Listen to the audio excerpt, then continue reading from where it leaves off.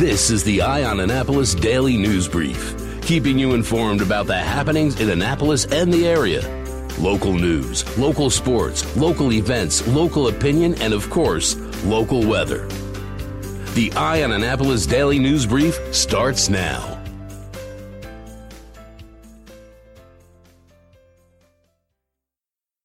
Good morning. It's Tuesday, October 15th, 2019. This is John Frenaye, and this is your Eye on Annapolis Daily News Brief. Last Friday at about 10:45 in the morning, the Annapolis Police Department responded to the Hyundai car dealership on West Street for a stolen vehicle. As they were arriving, they got a call reporting that a Hyundai struck a fence in the 200 block of Farragut Court, which is off of Hilltop Lane near the Pitt Moyer Rec Center. When officers arrived on Farragut Court, 5 juvenile females that were inside the vehicle hopped out and fled on foot. All 5 were apprehended, and they were cited. Now, in that vehicle, there was a 14-year-old girl, a 15-year-old girl, 2 16-year-old girls, and a 17-year-old girl. Bold girls.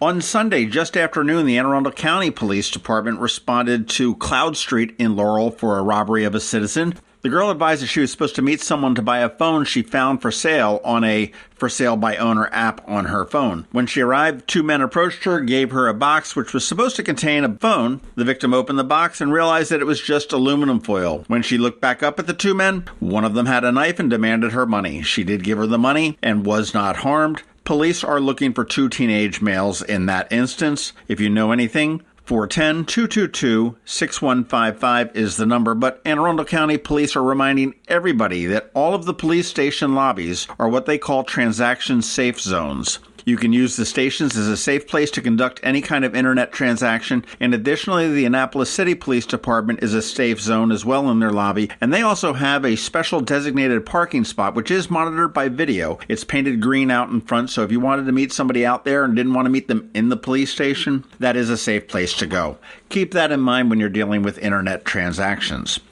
The Queen Anne's County Board of Commissioners wants the state to stop using two-way traffic patterns on the bridge during the construction, saying that while it might ease the construction over here in Anne Arundel County, it's making it a headache on their side of the bay. They sent a letter to Maryland's Transportation Secretary Pete Ron stating that school buses are now being affected by traffic backed up by two-way traffic. They've advised principals to make sure that they have enough food in the schools to house and care for children that may be delayed hours in leaving their schools. The Secretary released a statement yesterday saying that the MTA, which oversees the Bay Bridge and the other state toll facilities, is going to continue to work with Queen Anne's officials. From the Facebook posts I've seen on Kent Island happenings and also over here on some of the Anne Arundel County pages, boy, this is a nightmare, and it doesn't look like it's getting any better soon.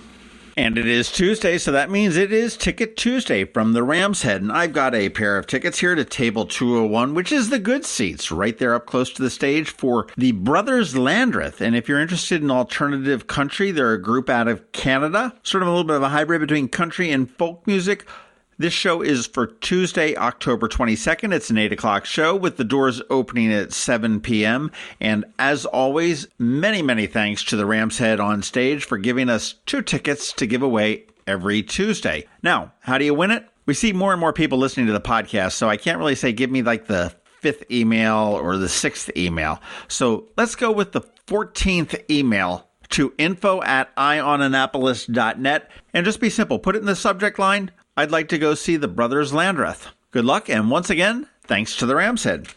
And finally, it is on. Last night, the Maritime Republic of Eastport stormed City Council and declared war, tug-of-war, against the city of Annapolis. The city did not give up their land, their water, their bars, so they're going to have to tug it out. It's going to get underway at the crack of noon, and the date for the tug is November 2nd. The Annapolis side will tug from Susan Campbell Park. The Eastport side will tug from 2nd Street down by the Chart House. This is all tongue-in-cheek. It is a lot of fun. There will be parties on both sides of the harbor, and if you are interested in volunteering or tugging, need a team, go to themre.com and you can get all of the information there. I will be over on the Annapolis side this year, and I look forward to seeing you on November 2nd.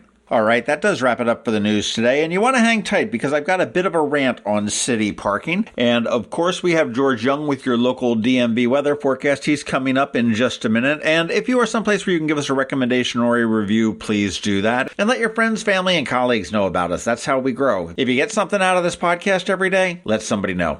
Thanks. Okay, hang tight. George is coming up in just 1 minute.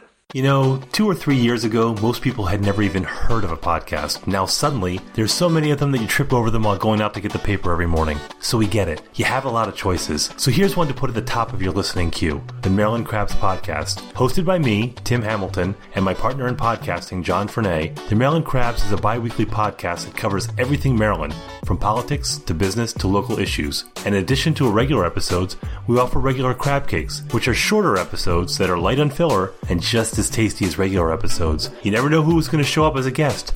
We've had a wide variety of people in the hot seat over the past few years that run the gambit, all the way from Governor Hogan to local business owners who are ticked off about something or another. We keep it lively, we keep it fresh, and we keep it interesting. Well, mostly. But still, if you're looking for a local podcast with a local angle, then you're going to want to tune in to the Maryland Crabs. Visit us at themarylandcrabs.com, or better yet, subscribe via your favorite podcatcher so you don't miss a single episode. The Maryland Crabs Podcast. Just listen. Going out? You need the most up-to-date local weather. Here's George Young from DMV Weather in Annapolis with today's forecast. Hey everyone, this is George with DMV Weather, and this is your Eye on Annapolis forecast for Tuesday, October 15th. Yesterday was a nice one across all of Anne Arundel County, and today will bring much of the same with sunny skies, light winds, and temps near 70. But get the umbrella and rain jackets ready because a cold front moving in from the west will bring gray skies and occasional showers tomorrow with maybe a half inch of rain or more for some across the region, which will be much appreciated by lawns everywhere. Then expect cool below average temps behind the front on Thursday and Friday with AM lows in the 40s each day, and daytime highs in the low 60s each day with tons of sunshine. Okay, that's it for today. This is George Young of DMV Weather. Make it a great day out there, and be sure to get our free app on all of your devices by searching for DCMDVA Weather in the Apple or Google App Stores, and also follow us on Facebook and Twitter and on our website at dmvweather.com so you can always stay weather informed. Have you ever been to the Annapolis Mall when it opens for the day? Maybe you've noticed the line of folks waiting to get into the Apple Store. As you may know, I'm a Mac user, and today's episode of the Daily News Brief, in fact, all of the episodes of the Daily News Brief have been produced right here on my Mac computer. What you might not know about is Macmedics. They were founded here in Annapolis in 1989, and they are an Apple-authorized premium service provider, the only one in the Baltimore, Annapolis, D.C. area. And what that means to you is that they repair all Apple devices, including the iPhone screens and batteries, all without an appointment. And most repairs are done the same day, usually within 2 hours. They also sell everything except the iPhone and the watch for the same price as Apple. I don't know why you would go anywhere else. Give them a call at 410-757-MACS, or if you're not into the whole letter thing, 410-757-6227. Stop by their retail store in Severna Park on Benfield Road, or their service center in Lanham, right off of Route 50. Or you can always check them out online at macmedics.com. I'll tell you, they've saved me quite a few times, and I know they can save you. So many different stories in the news, and everyone has an opinion. Here's ours.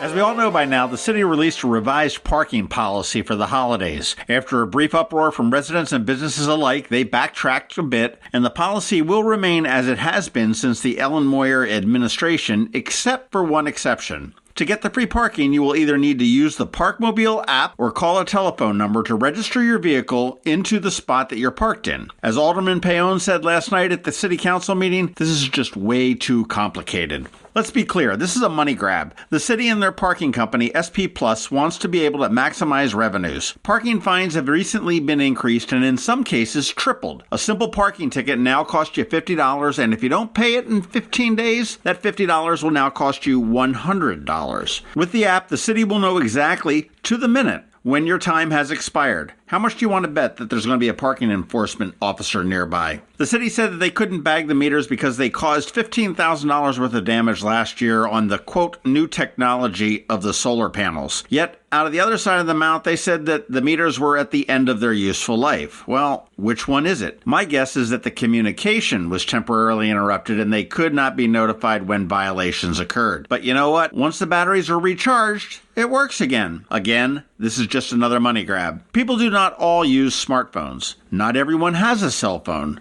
Others don't want the city to have all sorts of additional information. And remember, it was the city's parking contractor that had a data leak of credit card numbers from the Gotts Court garage. And some people, like me, will often just forget their cell phone at home. And what the city doesn't see, for some reason, is that many businesses are struggling. Winter is a difficult time, period, and they need all the help they can get. Why make this perk so difficult? When it becomes too difficult to park, or too difficult to figure out how to park, there are options. The Annapolis Town Center offers plenty of free parking and valet parking. The Annapolis Mall has more than enough free parking. Much of it is covered. The Harbor Center? Yep, you guessed it. Plenty of free parking. If the city is genuinely interested in offering a perk or a holiday gift to shoppers and business community, do as Alderman Payon said and just don't enforce the parking. But if the city is more interested in the money grab, well then, there you go. And that's what I'm thinking today. You've been listening to the Eye on Annapolis Daily News Brief. Tell your friends and colleagues this is the podcast where you can keep up on the latest with what's going on in Annapolis. And also tell them about our website, eyeonannapolis.net, where you can find even more information. This podcast comes to you every Monday through Friday at 7 a.m., keeping you informed with the Eye on Annapolis Daily News Brief. And take a moment to listen to our other podcast, The Maryland Crabs, released every Thursday at noon.